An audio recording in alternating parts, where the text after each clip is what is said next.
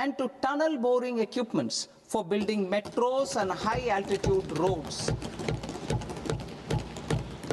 I also propose a scheme for container manufacturing to create a globally competitive container manufacturing ecosystem with a budgetary allocation of 10,000 crores over a 5-year period. For the labor-intensive textile sector, I propose an integrated program with 5 subparts. 1. The National Fiber Scheme for Self-Reliance in Natural Fibers, such as silk, wool, and jute, man-made fibers, and new age fibers.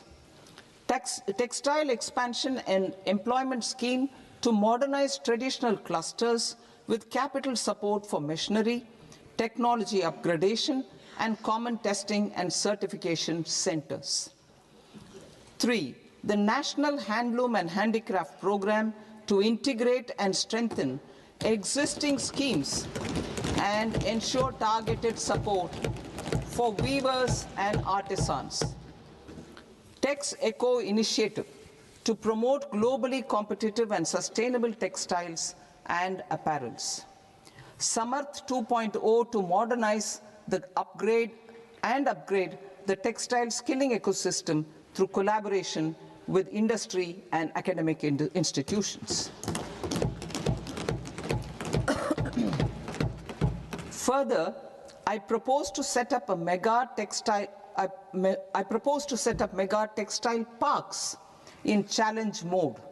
They can also focus on bringing value addition to technical textiles. I propose to launch the Mahatma Gandhi Gram Swaraj initiative to strengthen khadi, handloom, and handicrafts. This will help in global market linkage and branding. It will streamline and support training, skilling, quality of process, and production. This will benefit our weavers, village industries, One District, One Product ODOP initiative, and also our rural youth. India has the potential to emerge as a global hub for high-quality, affordable sports goods. I propose a dedicated initiative for sports goods that will promote manufacturing, research, and innovation in equipment design, as well as material sciences. Rejuvenation of legacy industrial clusters. I propose to introduce a scheme to revive 200 legacy industrial clusters to improve their cost competitiveness and efficiency through infrastructure and technology upgradation. Creating champion SMEs and supporting micro enterprises. Recognizing MSMEs as a vital engine of growth, I propose a 3-pronged approach to help them grow as champions. Equity support. I propose to introduce a dedicated 10,000 crores SME growth fund to create future champions, incentivizing enterprises based on select criteria. I also propose to top up the Self-Reliant India Fund, set up in 2021, with 2,000 crores to continue support to micro enterprises and maintain their access to risk capital. Liquidity support. With TREDS, more than 7 lakh crore has been made available to MSMEs. To leverage its full potential, I propose 4 measures. 1. Mandate TREDS as the transaction settlement platform for all purchases from MSMEs by CPSEs, serving as a benchmark for other corporates. 2. Introduce a credit guarantee support mechanism through CGTMSE for invoice discounting on TREDS platform. 3. Link GEM with TREDS for sharing information with financiers about government purchases from MSMEs, encouraging cheaper and quicker financing. 4. Introduce TREDS receivables as asset-backed securities, helping develop a secondary market, enhancing liquidity and settlement of transactions. Professional support. Government will facilitate professional institutions such as the ICAI, ICSI, ICMAI to design short-term modular courses and practical tools to develop a cadre of corporate mitras, especially in Tier 2 and Tier 3 towns. These accredited para-professionals will help MSMEs meet compliance requirements at affordable costs. Infrastructure. During this past decade, our government has undertaken several initiatives for large-scale enhancement of public infrastructure, including through new financing instruments such as Infrastructure Investment Trust (InvITs) and Real Estate Investment Trust (REITs), and institutions like NIIF and NABFID. We shall continue to focus on developing infrastructure in cities with over 5 lakh population, that is Tier 2, Tier 3 cities, which have expanded to become growth centers. Public capital expenditure has increased manifold from 2 lakh crore in 2014-15 to an allocation of 11.2 lakh crore in BE 25-26. In this coming year, that is financial year 2026-27, I propose to increase it to 12.2 lakh crores to continue the momentum. To strengthen the confidence of private developers regarding risks during infrastructure development and construction phase, I propose to set up an infrastructure risk guarantee fund to provide prudentially calibrated partial credit guarantee to lenders. Over the REITs have emerged as a successful instrument for asset monetization. I propose to accelerate recycling of significant real estate assets of the CPSEs through the setting up of dedicated REITs. To promote environmentally sustainable movement of cargo, I propose to 1. Establish new dedicated freight corridors connecting Dankuni in the east to Surat in the west. Operationalize 20 new national waterways over the next 5 years,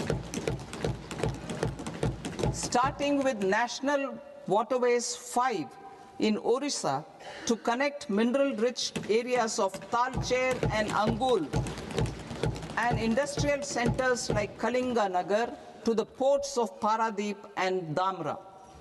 Training institutes will be set up as regional centers of excellence for development of required manpower for these waterways. This will benefit youth in the entire stretch of the waterways to train and acquire skills. Further, a ship repair ecosystem catering to inland waterways will also be set up at Varanasi and Patna. And C, launch a coastal cargo promotion scheme for incentivizing a modal shift from rail to road to increase the share of inland waterways and coastal shipping from 6% to 12% by 2047. To enhance last mile and remote connectivity and promote tourism, I propose to give incentives to indigenize manufacturing of seaplanes. A seaplane VGF scheme will be also introduced to provide support for operations. Carbon capture, utilization and storage. Aligning with the roadmap launched in December 2025, the carbon capture, utilization and storage technologies at scale will achieve higher readiness and in end-use application across 5 industrial sectors, including power, steel, cement, refineries, and chemicals. An outlay of 20,000 crore is proposed over the next 5 years for this purpose. City economic regions. Cities are India's engines of growth, innovation, and opportunities.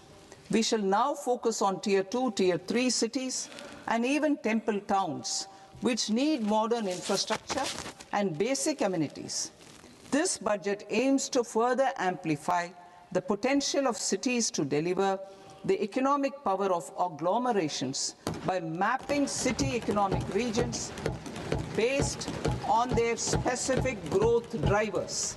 An allocation of 5,000 crore per CER over 5 years is proposed for implementing their plans through a challenge mode with a reform-cum-result-based financing mechanism. In order to promote environmentally sustainable passenger systems, we will develop 7 high-speed rail corridors between cities as growth connectors, namely Mumbai to Pune, Pune to Hyderabad, Hyderabad to Bengaluru, Hyderabad to Chennai, Chennai to Bengaluru, Delhi to Varanasi, Varanasi to Siliguri.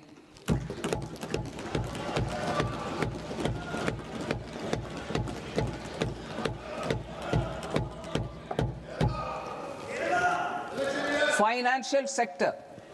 The Indian banking sector today is characterized by strong balance sheet, historic highs in profitability, improved asset quality, and coverage exceeding 98% of villages in the country.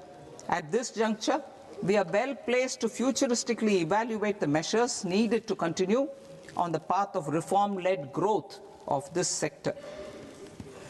I propose setting up a high-level committee on banking for Vikasit Bharat. High-level committee on banking for Vikasit Bharat to comprehensively review the sector and align it with India's next phase of growth, while safeguarding financial stability, inclusion, and consumer protection. The vision for NBFCs for Vikasit Bharat has been outlined with clear targets for credit disbursement and technology adoption in order to achieve scale and improve efficiency in the public sector NBFCs.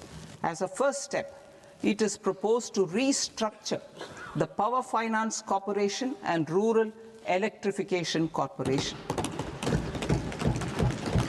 I propose a comprehensive review of the foreign exchange management non-debt instruments rules to create a more contemporary, user-friendly framework for foreign investments consistent with India's evolving economic priorities. Corporate bond market. I propose to introduce a market-making framework with suitable access to funds and derivatives on corporate bond indices. I also propose to introduce total return swaps on corporate bonds. Municipal bonds. To encourage the issuance of municipal bonds of higher value by larger cities, I propose an incentive of 100 crore rupees for a single bond issuance. 100 crore rupees for a single bond issuance of more than 1,000 crore.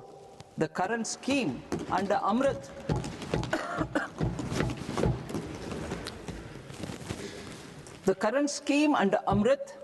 which incentivizes issuances up to 200 crores only, will also continue to support smaller and medium towns.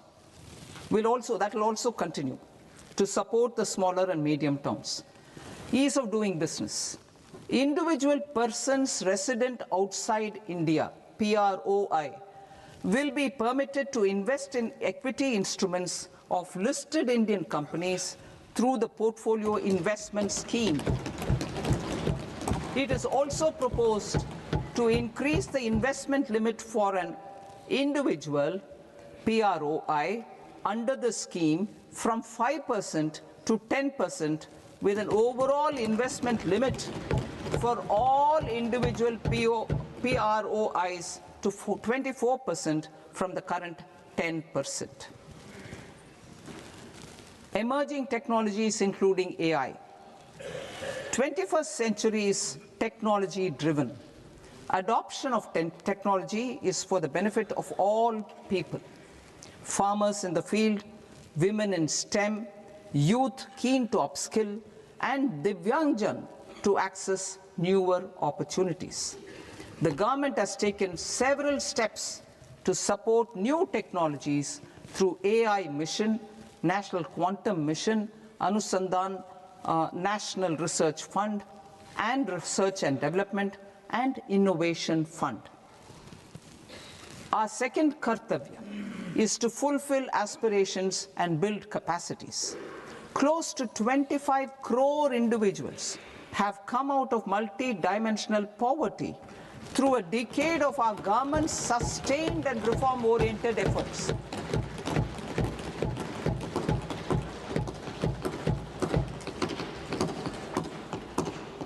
Our government has therefore decided to place a renewed emphasis on the service sector to provide a pathway to fulfilling aspirations of a youthful India with the following measures. I propose to set up a high-powered education to employment and enterprises standing committee to recommend measures that focus on services sector as a core driver of Vikasit Bharat. This will make us a global leader in services with a 10% global share by 2047. The committee will prioritize areas to optimize the potential for growth, employment, and exports. They will also assess the impact of emerging technologies, including AI, on jobs and skill requirements and propose measures thereof. To create a range of skilled career pathways, a new range of skilled career pathways for our youth, I propose interventions in the following sectors. Health. Existing institutions for allied health professionals will be upgraded and new AHP institutions established in private and government sectors. This will cover 10 selected disciplines, including optometry, radiology, anesthesia, OT technology, applied psychology, and behavioral health, and add 1 lakh AHPs over the next 5 years. A strong care system covering geriatric and allied care services will be built. A variety of NSQF-aligned programs will be developed to train multi-skilled caregivers, combining core care and allied skills such as wellness, yoga, and operation of medical assistive devices. In the coming year, 1.5 lakh caregivers will be trained.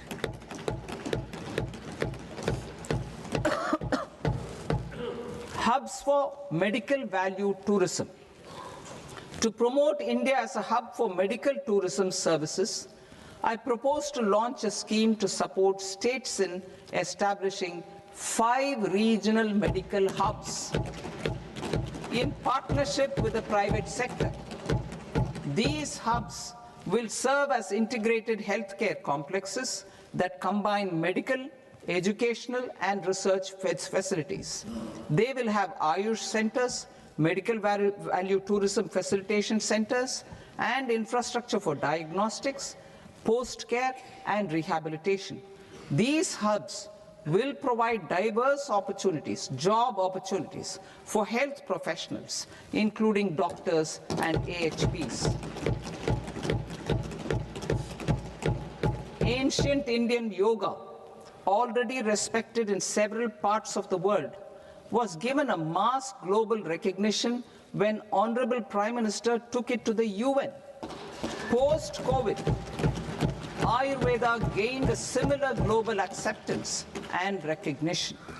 Exporting quality Ayurveda products helps farmers who grow the herbs and youth who process the products. To meet growing global demand, a few more steps are being taken. I propose to, 1, set up 3 new All India Institutes of Ayurveda. 2, upgrade Ayush pharmacies and drug testing labs for higher standards of certification ecosystem and make available more skilled personnel. 3, upgrade the WHO Global Traditional Medicine Center in Jamnagar to bolster evidence-based research, training, and awareness for traditional medicine. Animal husbandry. Livestock contributes to close to 16% of farm income, including of poor and marginal households.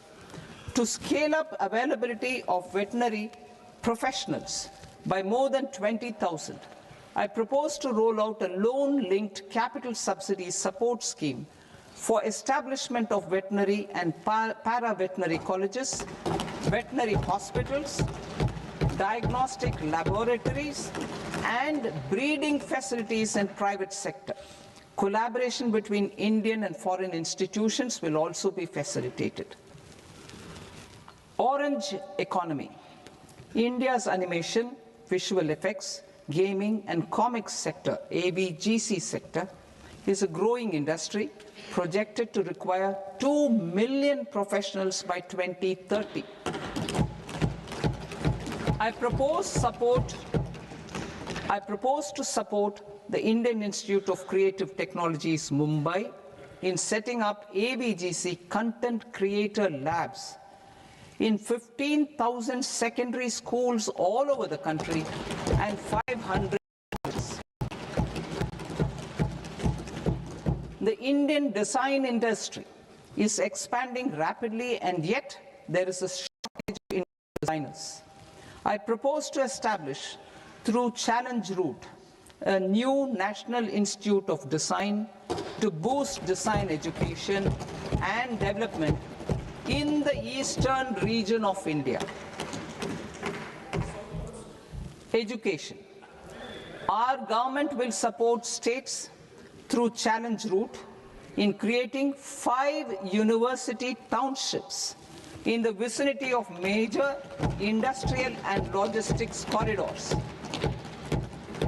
These planned academic zones will host multiple universities, colleges, and research institutions, skill centers, and residential complexes.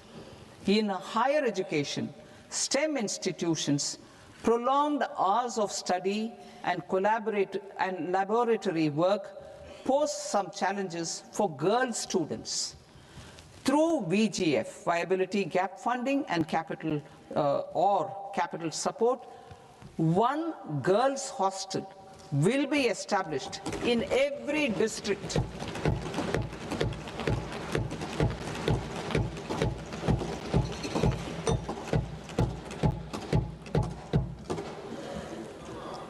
To promote astrophysics and astronomy via immersive experiences, 4 telescope infrastructure facilities will be set up or upgraded. The National Large Solar Telescope, the National Large Optical Infrared Telescope, the Himalayan Chandra Telescope, and the Cosmos 2 Planetarium. Tourism. The tourism sector has the potential to play a large role in the employment generation, forex earnings, and expanding the local economy. I propose to set up a National Institute of Hospitality by upgrading the existing National Council for Hotel Management and Catering Technology. It will function as a bridge between academia, industry, and government.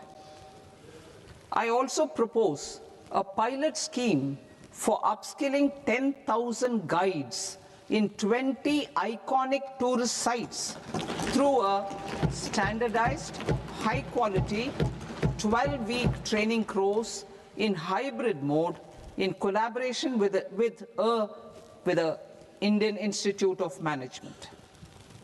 A national destination digital knowledge grid will be established to digitally document all places of significance, cultural, spiritual, and heritage.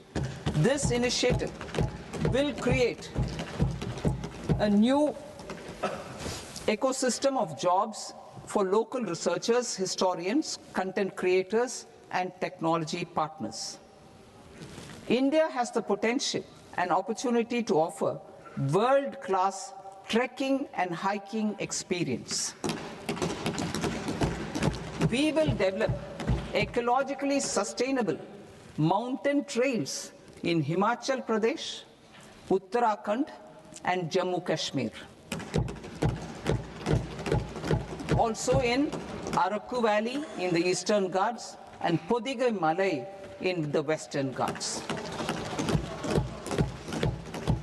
Turtle trails along key nesting sites in the coastal areas of Odisha, Karnataka, and Kerala.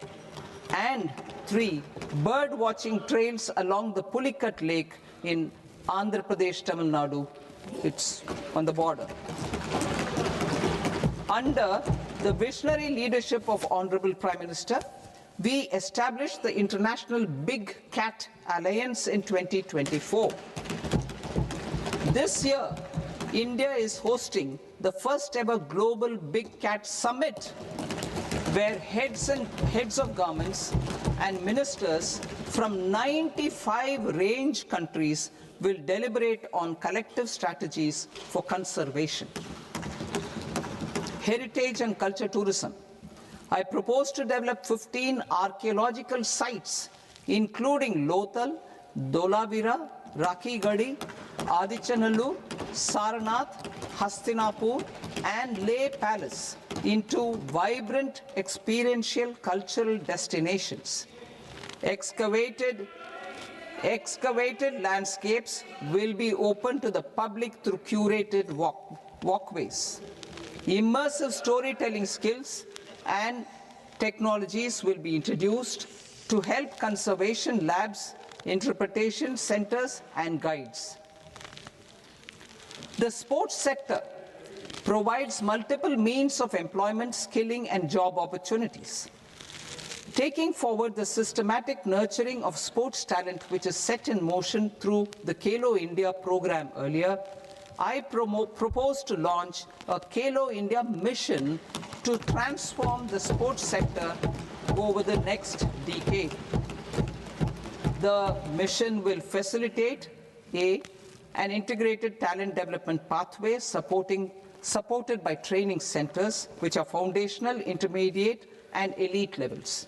B, systematic development of coaches and support staff. C, integration of sports science and technology. D, competitions and leagues to promote sports culture and provide platforms. And E, development of sports infrastructure for training and competition. Our third Kartavya aligns with our vision of Sabka Saath, Sabka Vikas towards Vikasit Bharat. This requires targeted efforts for 1, increasing farmer incomes through productivity enhancement and entrepreneurship, with special attention to small and marginal farmers. B, empowering Divyangjan through access to livelihood opportunities, training, and high-quality assistive devices. C, empowering the vulnerable to access mental health and trauma care. D, focus on the Purvodaya states and the Northeast region to accelerate development and employment opportunities. Fisheries. We will undertake initiatives for integrated development of 500 reservoirs and Amrit Sarovars. 2, strengthen the fisheries value chain in coastal areas and enable market linkages involving startups and women-led groups together with fish farmer producer organizations. Animal husbandry. To provide quality employment opportunities in rural and peri-urban areas, we will support the animal husbandry sector in entrepreneurship development through A credit-linked subsidy program, B, scaling up and modernization of livestock enterprises, C, enhanced creation of livestock, dairy, and poultry, enhanced creation of livestock, dairy, and poultry-focused integrated value chains, and D, encourage creation of livestock farmer-producer organizations. High-value agriculture. To diversify farm outputs, increase productivity, enhance farmers' incomes, and create new employment opportunities, we will support high-value crops such as coconut, sandalwood, cocoa, cashew in the coastal areas, agar trees in northeast, and nuts such as almonds, walnuts, and pine nuts in our hilly regions. These, all of them, will be supported. India is the world's largest producer of coconuts. About 30 million people, including nearly 10 million farmers, depend on coconuts for their livelihood. To further enhance competitiveness in coconut production, I propose a coconut promotion scheme to increase production and enhance productivity through various interventions, including replacing and non-productive trees with new saplings or plants or varieties in major coconut growing states. A dedicated program is proposed for Indian cashew and cocoa to make India self-reliant in raw cashew and coconut production and processing, enhance export competitiveness, and transform Indian cashew and Indian cocoa into premium global brands by 2030. Sandalwood.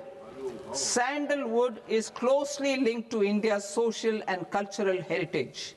Our government will partner with state governments to promote focused cultivation and post-harvest processing to restore the glory of the Indian sandalwood ecosystem, to rejuvenate old, low-yielding orchards, and expand high-density cultivation of walnuts, almonds, and pine nuts. We will support a dedicated program to enhance farmer incomes and in bringing value addition by engaging youth.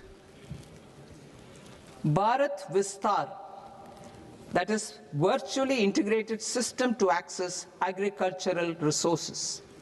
I propose to launch Bharat Vistar, a multilingual AI tool that shall integrate the AgriStack portals and the ICAR package on agricultural practices with AI systems. This will enhance farm productivity, enable better decisions for farmers, and reduce risk by providing customized advisory support. She Marts for rural women-led enterprises. Building on the success of Lakpati Didi program, I propose to help women take the next step from credit-linked livelihoods to being owners of enterprises. Self-help entrepreneur, She Marts will be set up as community-owned retail outlets within the cluster-level federations through enhanced and innovative financing instruments. Empowering Divyangjan. Divyangjan Kaushal Yojana. Information technology, AVGC sectors, hospitality and food and beverages sectors often offer task-oriented and process-driven roles which are suitable for Divyangjan. We will ensure dignified livelihood opportunities through industry-relevant and customized training specific to each Divyangjan group. Divyang Sahara Yojana, Timely access to high-quality assistive devices for all eligible Divyangjan is a fundamental need. I propose to 1. Support the Artificial Limbs Manufacturing Corporation of India, ALIMCO, to set up and to scale up production of assistive devices, invest in R&D and AI integration, strengthen PM Divyasha Kendras, and support setting up of assistive technology marts as modern retail style centers where Divyangjan and senior citizens can see, try and purchase assistive products. Reaffirming our commitment to mental health and trauma care. There are no national institutes for mental health care in North India. We will therefore set up a NIMHANS 2 and also upgrade national mental health institutes in Ranchi and in Tezpur as regional apex institutions. Emergencies expose families, particularly the poor and vulnerable, to unexpected expenditure. We will strengthen and increase these capacities by 50% in district hospitals by establishing emergency and trauma care centers. Focus on Purvodaya states and northeastern regions. Purvodaya, I propose the development of an integrated East Coast industrial corridor with a well-connected node at Durgapur, creation of 5 tourism destinations in 5 Purvodaya states, and the provision of 4,000 e-buses. Buddhist sites in northeastern region. The northeastern region is a civilizational confluence of Theravada and Mahayana or Vajrayana traditions. I propose to launch a scheme for development of Buddhist circuits in Arunachal Pradesh, Sikkim, Assam, Manipur, Mizoram, and Tripura. The scheme will cover preservation of temples and monasteries, pilgrimage interpretation centers, connectivity, and pilgrim amenities. 16th Finance Commission.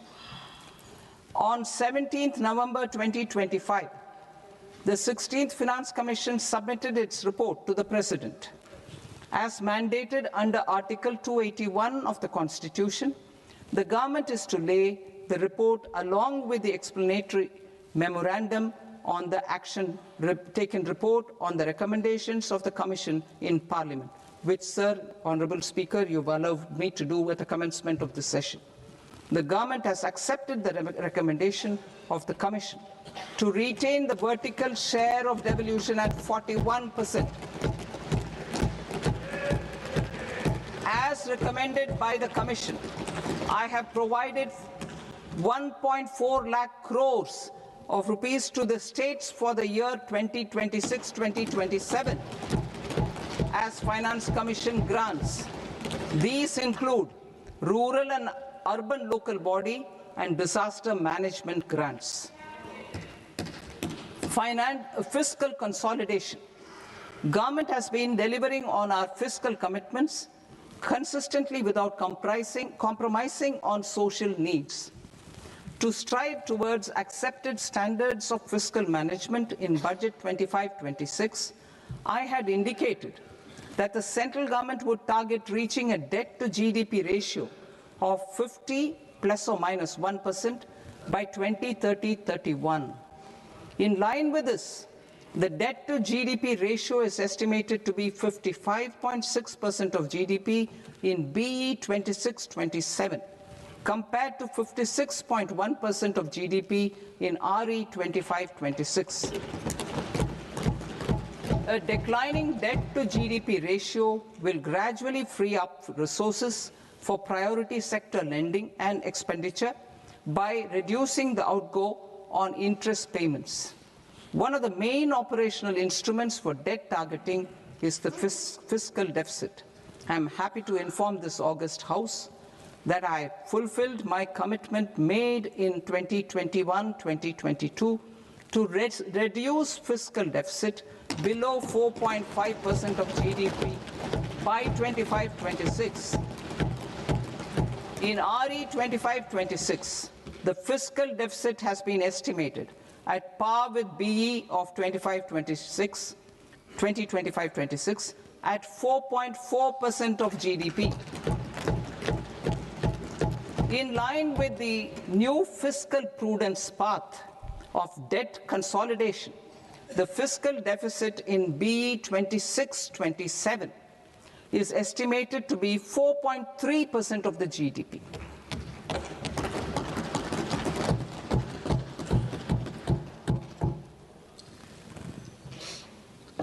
The revised estimates of the non-debt receipts are 34 lakh crore rupees, of which the centre's net tax receipts are 26.7 lakh crore. The revised estimate of the total expenditure is 49.6 lakh crore rupees, of which the capital expenditure is about 11 lakh crores. Budget estimates 2026 to 2027. Coming to 26-27, the non-debt receipts and the total expenditure are estimated as 36.5 lakh crore and 53.5 lakh crore respectively. The centre's net tax receipts are estimated at 28.7 lakh crore rupees. To finance the fiscal deficit, the net market borrowings from dated securities are estimated at 11.7 lakh crore rupees. The balance financing is expected to come from small savings and other sources. The gross market borrowings are estimated at 17.2 lakh crore rupees. I'll now move to Part B. Part B, direct taxes.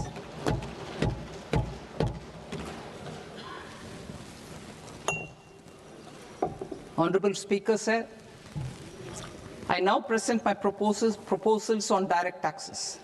New Income Tax Act.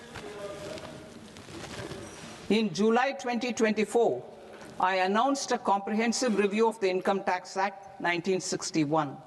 This was completed in a record time, and the Income Tax Act 2025 will come into effect from 1st April 2026.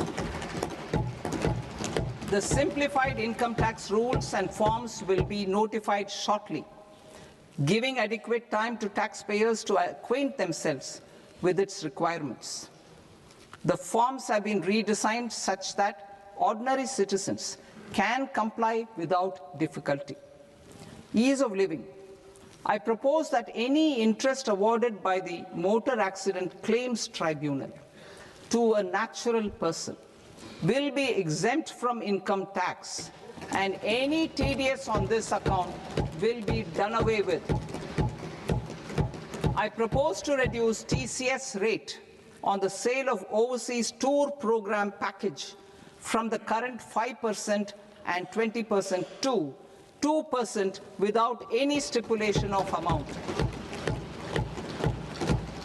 I propose to reduce TCS rate for pursuing education and for medical purposes under the Liberalized Remittance Scheme, popularly known as LRS, from 5% to 2%.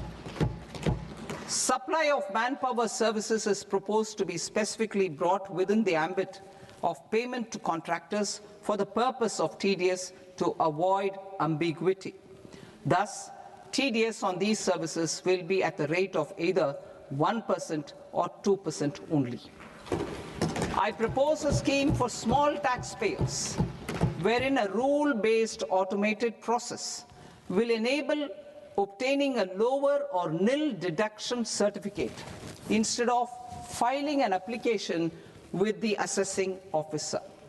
For the ease of taxpayer holding securities in multiple companies, I propose to enable depositories to accept Form 15G or Form 15H from the investor and provide it directly to various relevant companies.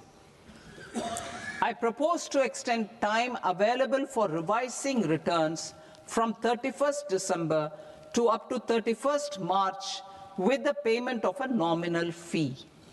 I also propose to stagger the timeline for filing of tax returns.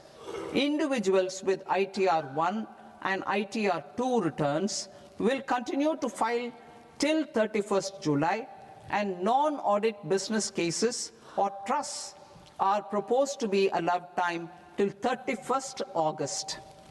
TDS on sale of immovable property by a non-resident is proposed to be deducted and deposited through resident buyers and his or her PAN-based challan instead of requiring a TAN, which is a temporary accounting number. To address practical issues of small taxpayers like students, young professionals, tech employees, relocated NRIs, and such others, I propose to introduce a one-time 6-month foreign asset disclosure scheme for these taxpayers to disclose income or assets below a certain size. This scheme would be applicable for two categories of taxpayers, namely, A, who did not disclose their overseas income or assets, and B, who disclosed their overseas income and or paid due tax but could not declare the asset acquired. For category A, the limit of undisclosed income or asset is proposed to be up to 1 crore rupees. They need to pay 30% of fair market value of asset or 30% of undisclosed income as tax and 30% as additional income tax in lieu of penalty, and would thereby get immunity from prosecution. For category B, asset value is proposed to be up to 5 crore rupees. Here, immunity from both penalty and prosecution will be available with a payment of fee of 1 lakh rupees. Rationalizing penalty and prosecution. Multiplicity of proceedings are hindrance to the ease of doing business. I propose to integrate assessment and penalty proceedings by way of a common order for both. There will be no interest liability on the taxpayer on the penalty amount for the period of appeal before the first appellate authority, irrespective of the outcome of appeal process. Further, quantum of prepayment is being reduced from 20% to 10% and will continue to be calculated only on core tax demand. As an additional measure for reducing litigation, I propose to allow taxpayers to update their returns even after reassessment proceedings have been initiated, and an additional 10% tax rate over and above the rate applicable for the relevant year. The assessing officer will then use only this updated return in his proceedings. There is already a framework for immunity from penalty and prosecution in the cases of underreporting. I propose to apply this framework for immunity to misreporting too. However, in such a case, the taxpayer will need to pay 100% of the tax amount as an additional income tax over and above the tax and interest due. Penalties for certain technical defaults, such as failure to get accounts audited, non-furnishing of transfer pricing audit report, and default in furnishing statement for financial transactions, are proposed to be converted into fee.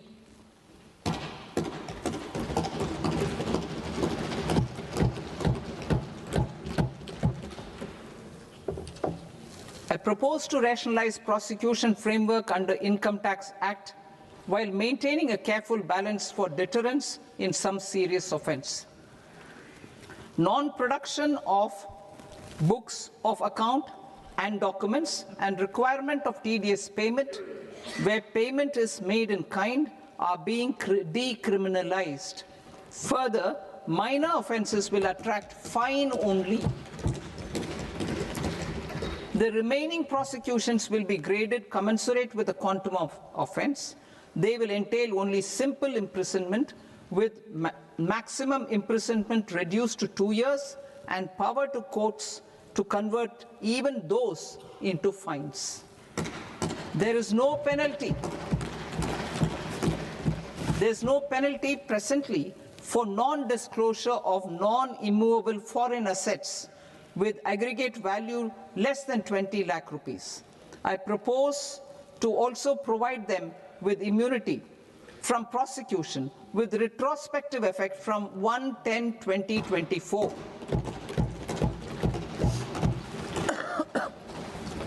Cooperatives. Deduction is already allowed to a primary cooperative society engaged in supplying milk, oilseeds, fruits or vegetables raised or grown by its members. I propose to extend this deduction to also include supply of cattle feed and cotton seed produced by its members. I propose to allow inter-cooperative society dividend income as deduction under the new tax regime to the extent it is further distributed to its members. I further propose to allow exemption for a period of 3 years to dividend income received by a notified national cooperative federation on their investments made in companies up to 31/1/2026. This exemption would be allowed only for dividends further distributed to its member cooperatives. Supporting IT sector as India's growth engine. India is a global leader in software development services, IT-enabled services, knowledge process outsourcing services, and contract R&D services relating to software development. These businesses and their segments are quite interconnected with each other. All these services are proposed to be clubbed under a single category of information technology services with a common safe harbor margin of 15.5% applicable to all. The threshold for availing safe harbor for IT services is being enhanced substantially from 300 crore rupees to 2,000 crore rupees. Safe harbor for IT services shall be approved by an automated rule-driven process without any need for tax officer to examine and accept the application. Once applied by an IT services company, the same safe harbor can be continued for a period of 5 years at a stretch at its choice. For IT services companies who want to conclude advanced pricing agreement, APA, I propose to fast-track unilateral APA process for IT services and endeavor to conclude it within a period of 2 years. The period of 2 years can be extended by a further period of 6 months on taxpayers' request. I propose to extend the facility of modified returns available to the entity entering APA to its associated entities also. Attracting global business and investment. Recognizing the need to enable critical infrastructure and boost investment in data centers, I propose to provide tax holiday till 2047 to any foreign company that provides cloud services to customers globally by using data center services from India. It will, however, need to provide services to Indian customers through an Indian reseller entity. I also propose to provide a safe harbor of 15% on cost in case the company providing data center services from India is a related entity. To harness the efficiency of just-in-time logistics for electronic manufacturing, I propose to provide safe harbor to non-residents for component warehousing in a bonded warehouse at a profit margin of 2% of the invoice value. The resultant tax of about 0.7% will be much lower than in competing jurisdictions. To provide fillip to toll manufacturing in India, I propose to provide exemption from income tax for 5 years to any non-resident who provides capital goods, equipment, or tooling to any toll manufacturer in a bonded zone. To encourage vast pool of global talent to work in India for a longer period of time, I propose to provide exemption to global, non-India sourced income of a non-resident expert for a stay period of 5 years under notified schemes. I propose to provide exemption from minimum alternate tax, the MAT, to all non-residents who pay tax on presumptive basis. Tax administration. I propose to constitute a joint committee of Ministry of Corporate Affairs and Central Board of Direct Taxes for incorporating the requirements of income computation and disclosure standards, the ICDS, in the Indian Accounting Standards, IND AS itself. Separate accounting requirement based on ICDS will be done away with from the tax year 27-28. To support Prime Minister Modi's vision of homegrown accounting and advisory firms to become global leaders, I propose to rationalize the definition of accountant for the purposes of safe harbor rules. Other tax proposals. Change in taxation of buyback was brought in to address the improper use of buyback route by promoters. In the interest of minority shareholders, I propose to tax buyback for all types of shareholders as capital gains. However, to disincentivize misuse of tax arbitrage, promoters will pay an additional buyback tax. This will make effective tax 22% for corporate promoters. For non-corporate promoters, the effective tax will be 30%. TCS rate for sellers of specific goods, namely alcoholic liquor, scrap, and minerals, will be rationalized to 2%, and that on tendu leaves will be reduced from 5% to 2%. I propose to raise the STT on futures to 0.05% from the present 0.02%. STT on options premium and exercise of options are both proposed to be raised to 0.15% from the present rate of 0.1% and 0.125% respectively. We reformed the taxation landscape for corporates in 2019 by providing them a simplified regime with lower tax rate so that they could productively focus on business rather than on claim of deductions and exemptions.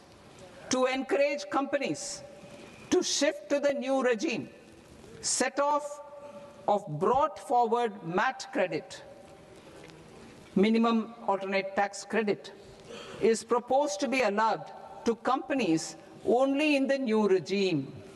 Set off using available MAT credit is proposed to be allowed to an extent of 1/4 of the tax liability in the new regime.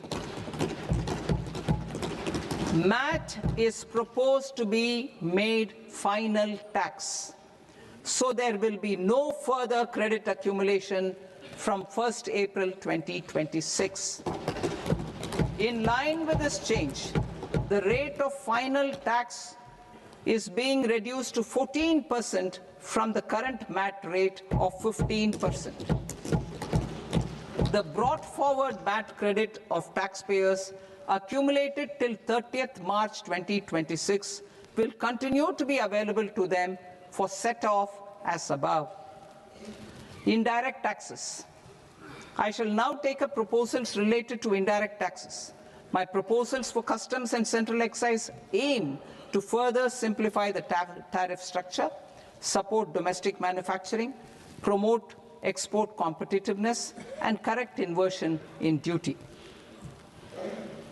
To continue weeding out long continuing customs duty exemptions, I propose to remove certain exemptions on items which are being manufactured in India or where the imports are negligible. Similarly, to further simplify the process of ascertaining the rate of duty applicable on a particular item, I propose to incorporate certain effective rates in various customs notifications to the tariff schedule itself. I shall now take up sector-specific proposals. Promotion of exports of marine, leather, and textile products. I propose to increase the limit for duty-free imports of specified inputs used for processing seafoods for export from the current 1% to 3% of FOB value of the previous year's export turnover. I also propose to allow duty-free imports of specified inputs, which is currently available for exports of leather or synthetic footwear, to exports of shoe uppers as well. I propose to extend the time period for export of final product from the existing 6 months to 1 year for exporters of leather or textile garments, leather or synthetic footwear, and other leather products. Energy transition and security. I propose to extend the basic customs duty exemption given to capital goods used for manufacturing lithium-ion cells for batteries to those used for manufacturing lithium-ion cells for battery energy storage systems also. I propose to exempt basic customs duty on import of sodium antimonate for use in manufacture of solar glass. Nuclear power. I propose to extend the existing basic customs duty exemption on imports of goods required for nuclear power projects till the year 2035 and expand it for all nuclear plants irrespective of their capacity. Critical minerals. It is proposed to provide basic customs duty exemption to the import of capital goods required for the processing of critical minerals in India. Biogas blended CNG. I propose to exclude the entire value of biogas while calculating the central excise duty payable on biogas blended CNG. Civil and defense aviation. I propose to exempt basic customs duty on components and parts required for the manufacture of civilian training and other aircrafts.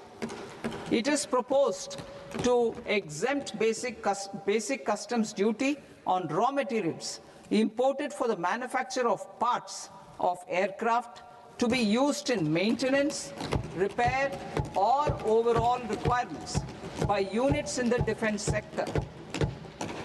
Electronics.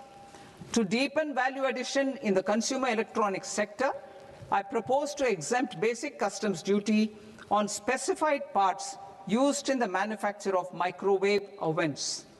Special economic zone. To address the concerns arising about utilization of capacity by manufacturing units in the special economic zones due to global trade disruptions, I propose as a special one-time measure to facilitate sales by eligible manufacturing units in SEZs to the domestic tariff area at concessional rates of duty. The quantity of such sales will be limited to a prescribed proportion of their exports. Necessary regulatory changes will be undertaken to operationalize the measures while ensuring level playing field for the units working in the DTA. Ease of living. To rationalize the customs duty structure for goods imported for personal use, I propose to reduce the tariff rate on all dutiable goods imported for personal use from 20% to 10%. To provide relief to patients, particularly those suffering from cancer, I propose to exempt basic customs duty on 17 drugs or medicines. I propose also to add 7 more rare diseases for the purposes of exempting import duties on personal imports of drugs, medicines, and food for special medical purposes used in their treatment. Customs process. India's role and share in the global trade is poised for a major leap in line with our ambition and journey towards Vikasit Bharat. In this regard, I propose many measures for custom processes to have minimal intervention for smoother and faster movement of goods and greater certainty to the trade. Trust-based systems. I propose to enhance duty deferral period for Tier 2 and Tier 3 authorized economic operators, known as AEOs, from 15 days to 30 days. I propose to provide eligible manufacturer importers the same duty deferral facility. This should encourage them to get themselves accredited as a full-fledged Tier 3 AEO in due course. To provide greater certainty and for better business planning, I propose to extend validity period of advance ruling binding on customs from the present 3 years to 5 years. In the spirit of the whole of government approach,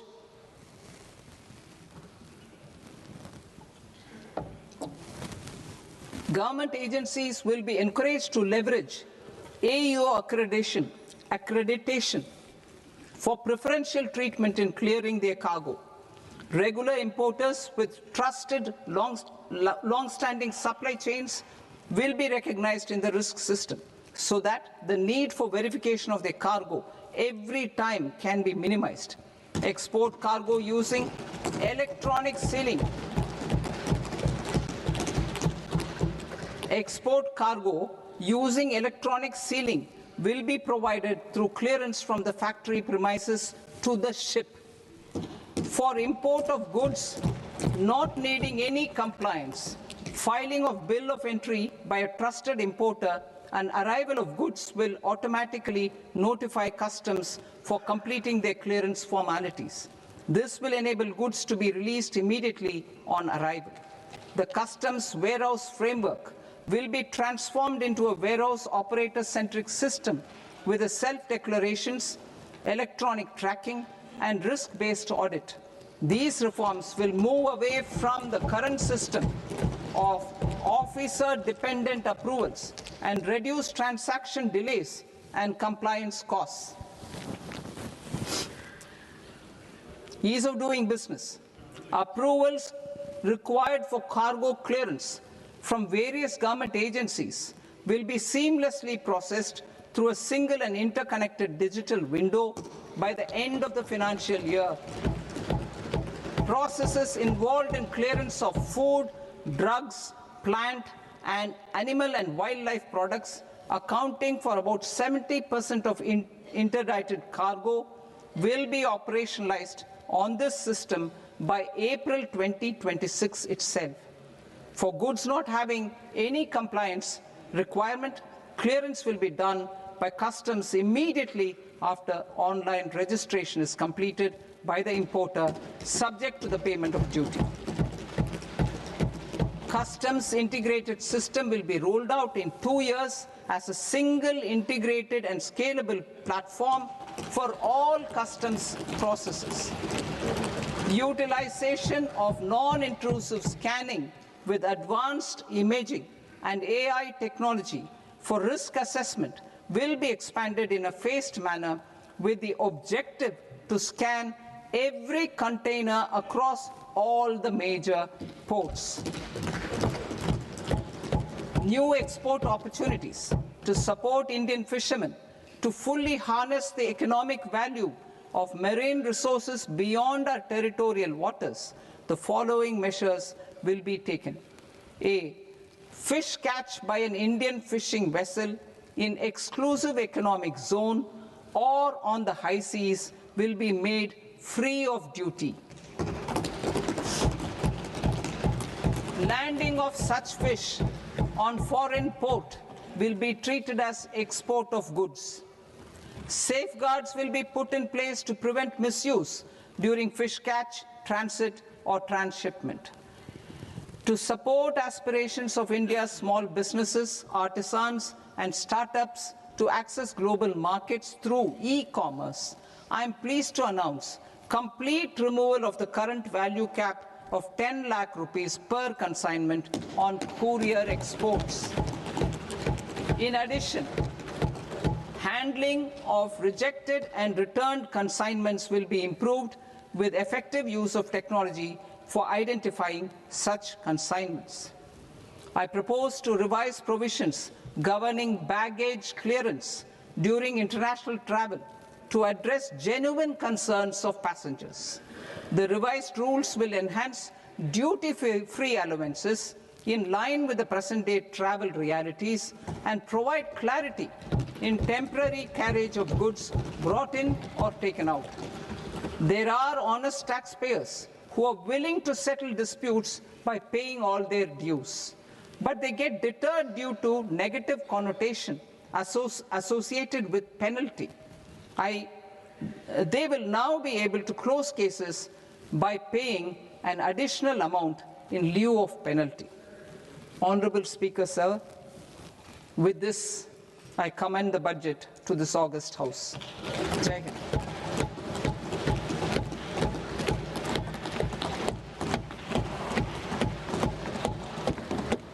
One and a half hours. Item number 3 माननीय वित्त मंत्री जी।